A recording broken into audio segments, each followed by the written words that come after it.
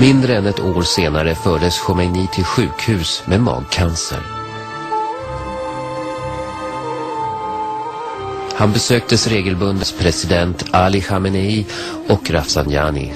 Med deras hjälp fortsatte han att styra landet. Men så fick han en hjärtattack.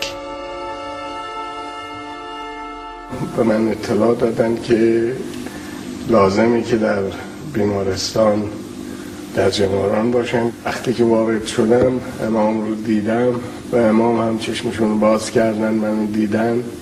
چشمشون به آسمان بود. باز یه دفعه متوجه شدن که چشمشون بسته شد و همون لحظاتی بود که دیگه ایشون داشتن جان میدادن.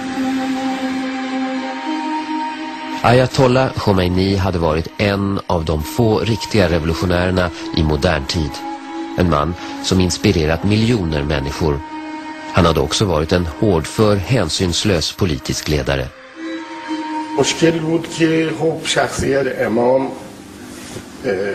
اون روزها ما در کشور نداشتیم که بتونه به آسانی جای امام رو پر بکنه. De 80 högsta mullorna samlades för att utse en ny högste ledare. De lät filma det som sen följde, men det visades inte förrän 20 år senare.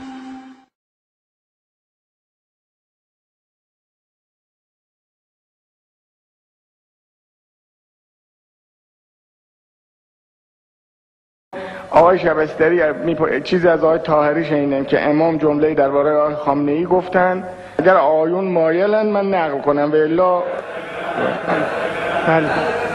ما شاهدم داریم. Filmen visar hur Rafsanjani styrde deras val. ما با امام مباحثه داشتیم. فردم ما گفتیم ما فردی رو نداریم الان که مطرح بکنیم تو جامعه، چون ما فرضمون بر مرجعیت بود و با همون مسائل بود. اما فرمودن چرا ندارید آقای خامنه‌ای؟ Den mulla som Khomeini enligt Rafsanjani hade valt svarade med en uppvisning i ödmjukhet. ببینید من در بحث من به هر حال مخالفم. موافق هستن قیام بفرمایید بشمارید.